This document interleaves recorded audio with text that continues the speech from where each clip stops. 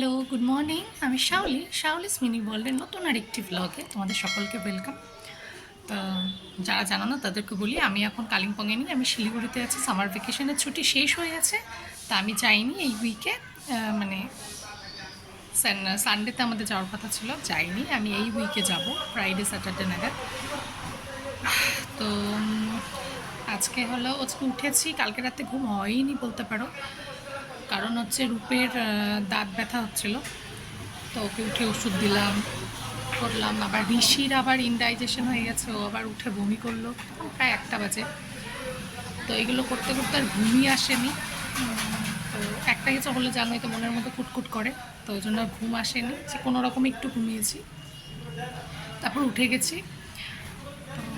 উঠে আগে ব্লগটা এডিট করে, আগে ওটাই এডিট করছিলাম, এডিট করে আপলোডে বসিয়েছি, তারপরে ব্লগটা শুরু করছি। এখন 9টা, সোয়া 9টা মতো বাজে। তো এইদিকে দেখতে পাচ্ছ, এদিকে আমাদের এই যে ইয়েলো কালারের প্লাস্টিকটা একটা টাঙানো হয়েছে, বাবা নিয়ে এসছে, যেহেতু জল আসে বলছিলাম বারান্দা থেকে। আর আমাদের এই পাশেই তো মন্দিরটা, ছাটেও প্রচুর জল আসে, আর এই দিকটা দিয়েই জলটা বেশি আসে, এই দিকটা দিয়ে আসে না। তো এটা টানানো হয়েছে, আশা করি এখন কিছুটা হলেও আটকাবে। তো চলো আজকের ব্লগটা এখান থেকে শুরু করছি, আস্তে আস্তে সমস্ত কিছু তোমাদের সাথে শেয়ার করবো, তো দেখতে থাকো।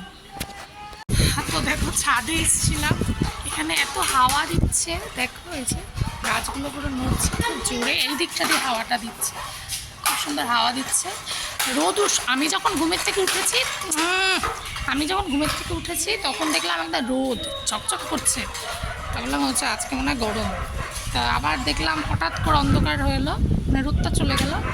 এখন আবার একটু হালকা হালকা উঠেছে, না উঠলেই ভালো, উঠলেই খুব গরম দেয়। তো একটু ছাদে এসছে ওদেরকে নিয়ে, ওই যে ওরা ওই যে ওখানে কী করে না করে।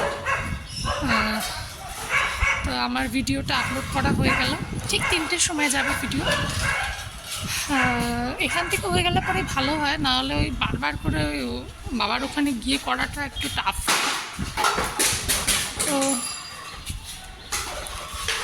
চলো, এখানে একটু এখন চলেই যাব, প্রায় 10টা বাজবে এখন। ওখান থেকে দেখো, দূরের থেকে দেখো পাহাড়টা দেখা যাচ্ছে, আসছে না, দাঁড়া, এই যে পাহাড়টা দেখা যাচ্ছে সুন্দর। কিছুক্ষণ থেকে দেখো, গাছটা আমার হেলেই পড়েছে হাওয়ার চোটেই। কিছুক্ষণ থেকে তারপরে চলে যাব নিচে, দেখি ওদেরকে আজকে ভাত দেবে মা।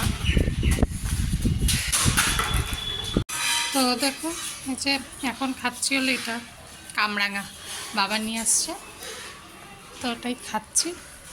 একটু ভাত খেলাম, ওদেরকেও আলু শুক্তো ভাত দিলাম, আজকে অন্য কিছু দিইনি।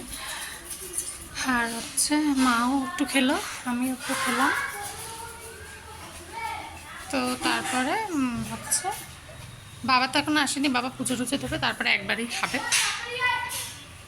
তো এটা খাচ্ছি, মিষ্টি আছে, পাকা তো। তো আমার সেই কালিম্পংয়ে তো পাওয়া যায় না, এখানেও খুব একটা যে পাওয়া যায়, হয় এই টাইমটায় হয়তো একটু একটু ওঠে। তো এটাই এখন খাচ্ছি। রোদ্দু নেই আজকে, যেরকম হয়ে আছে, ভালো আছে ওয়েদারটা। তো দেখো, আজকে তোমাদের দেখায়নি কি রান্নাবাড়ি হচ্ছে বা কি হয়েছে। এই যে এখানে দেখো, এই যে ভেন্ডি ভাজা হয়েছে, ডাল হয়ে গেছে করলা দিয়ে বা উচ্ছে যাই বলো ওটা দিয়ে। আর এই যে এইগুলো দেখতে পাচ্ছ, এটা হচ্ছে ভোলা মাছ বা পাথর, কি মাছ বলে, আমরা তো ভোলা মাছই বলি, যেহেতু ওর মাথায় পাথর থাকে নাকি, মাথায় পাথর থাকে। তো তোমরা কি বলো জানি না, অনেকে পাথর কুচি বলে কিনা, আমরা ভোলা মাছই বলি।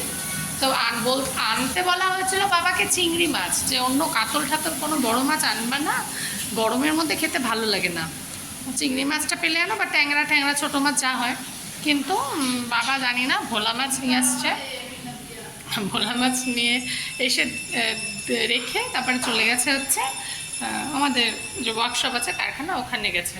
তো যাই হোক, আনছে। এবার এই মাছে তো দেখো পেঁয়াজ রসুন ছাড়া করা যাবে না, পেঁয়াজ ছিল না, বাবাকে পেঁয়াজ আনতে বলেছিলাম বাজারে যাওয়ার সময়, কিন্তু বাবা আনেনি, ভুলে গেছে। যাই হোক, তো এবার তারপরে আসার সময়, কারখানার থেকে আসার সময় পেঁয়াজ নিয়ে আসছে।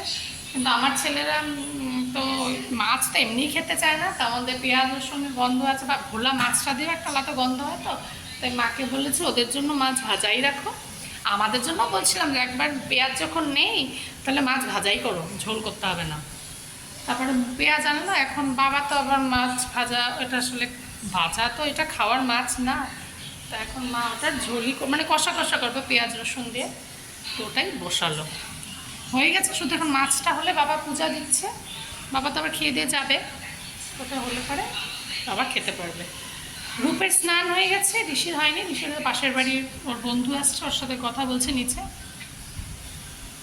তো এখন অব্দি এই আপডেট, আবার হয়ে যাক কিছুটা, তারপর আবার তোমাদেরকে দেখাবো। তো দেখো এখন আমরা খেতে বসলাম, আচ্ছা 3টে, হ্যাঁ 3:05 হবে, 3:15 বাজে। তো এখন খেতে বসলাম, এই যে ভোলা মাছ তরকারি রান্না, মানে কষা কষা করে রান্না করা আছে, পেঁয়াজ আনার পরই করতে পেরেছে যেটা বলছিলাম, আর হচ্ছে ভেন্ডি ভাজা দেখিয়েছি তখন, আর ডাল উচ্ছে দিয়ে। তো আমার মা এই যে এখানে বসে খাচ্ছে, আমিও খেতে বসলাম, এখন খাই। তারপরে ওদের তো খাওয়া দাওয়া হয়ে গেছে, বাবা রেস্ট নিচ্ছে। বাবা বোধহয় আজকে আর বেরোবে না, কারণ বাবার ডেন্টিস্টের কাছে অ্যাপয়েন্টমেন্ট আছে, ওই জন্য। চলো খেয়ে নিই, মারও আবার দাঁতের প্রবলেম শুরু হয়ে গেছে, আবার সবারই আমাদের আছেই। খেয়ে নিই তারপরে আবার আসছি। দেখো এখন আবার রেডি হয়ে গেছি, কারণ হচ্ছে যাচ্ছি মার সাথে মার্কেটে। গতকালকে গিয়েছিলাম আমার ব্লাউজ বানাতে দিতে, তো মা বলে রেখেছিল, যাওয়া হচ্ছিল না, তো যাবো কি মানে করতে করতে একটু ঘুমিয়েছিলাম, ঘুমের থেকে উঠে মা বললো চল বাবা আছে এখন ঘরে, তাহলে ঋষিকে নিয়ে যাচ্ছি না, রূপকে নিয়ে যাচ্ছি, কারণ দুজনকে রেখে গেলে তো বুঝতেই পারো কী হবে। তো রূপকে নিয়ে স্কুটি করে যাব। তো তো হচ্ছে চলো যাই, দেখি কাজ হয় কি হয় না।